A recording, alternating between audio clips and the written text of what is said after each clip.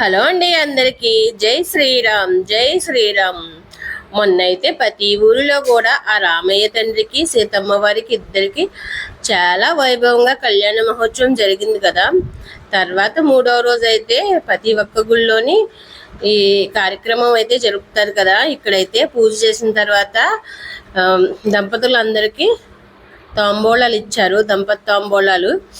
తర్వాత అయితే సీతమ్మ తల్లిని రామయ్య తండ్రిని ఉయ్యాల్లో వేసి పవలింప సేవ చేశారు.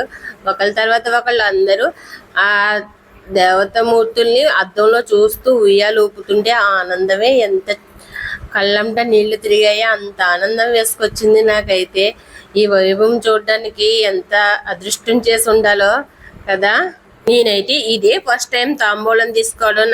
మాకైతే ఆ గుడి నుంచి పిలుపు వచ్చింది, ఆ రామయ్యే పిలిచాడు అనుకున్నాను. అంత ఆనందం వేసుకొచ్చింది నాకు వెళ్ళి అదంతా చూసేసరికి.